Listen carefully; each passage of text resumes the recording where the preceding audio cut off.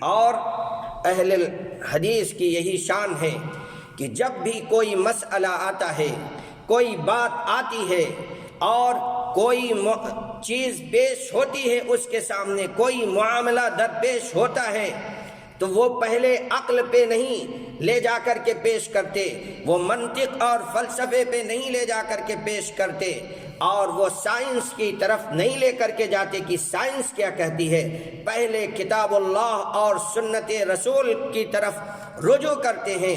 کتاب اللہ، سنت رسول، یا اولو الامر اگر اس کے بارے میں کسی طرح کا اشارہ دیتے ہیں یا ان کے اندر یہ دلیل موجود ہوتی ہے تو اس کو پیشانی پہ سجاتے ہیں، اس کو حق سمجھتے ہیں۔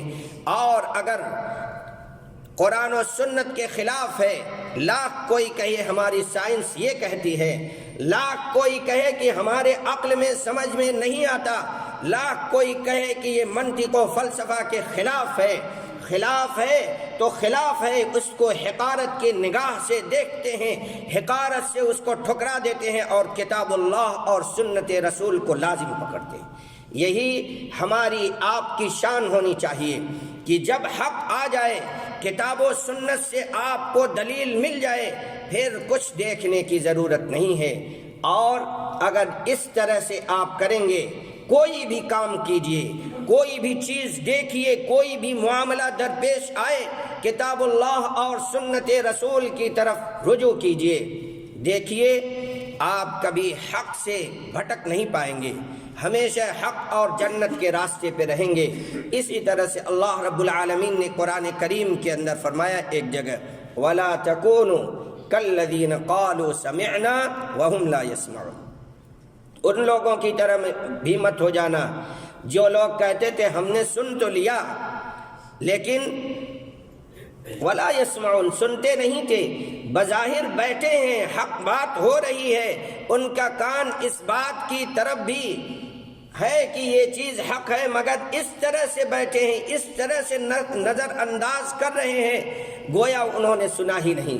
اللہ رب العالمین نے فرمایا وَلَا تَكُونُوا كَالَّذِينَ قَالُوا سَمِعْنَا وَهُمْ لَا يَسْمَعُونَ۔ ایسے لوگوں کی طرح مت ہو جانا۔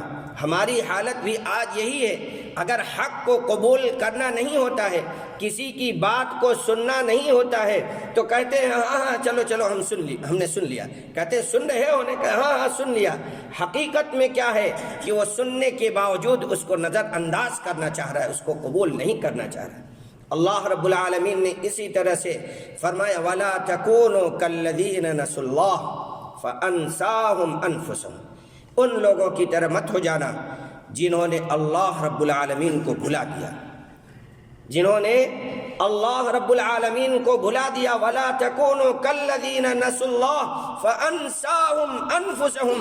اللہ کو انہوں نے نہیں بھلایا بلکہ انہوں نے خود اپنے نفس کو بھلا دیا، اپنے نفس کو ہلاکت میں گناہوں کے اندر ملوث کر کے، جنت کے راستے سے ہٹ کر کے جہنم کی طرف اپنے نفس کو گامزن کر دیا۔ وَلَا تَكُونُوا كَالَّذِينَ نَسُوا اللَّهَ۔ ان لوگوں کی طرح مت ہو جانا جنہوں نے اللہ کو بھلا دیا بلکہ انہوں نے اپنے نفس کو خود بھلا دیا۔ وَأُولَئِكَ هُمُ الْفَاسِقُونَ۔ یہی فاسق لوگ ہیں، یہی اللہ رب العالمین کے نافرمان لوگ ہیں۔ اسی طرح سے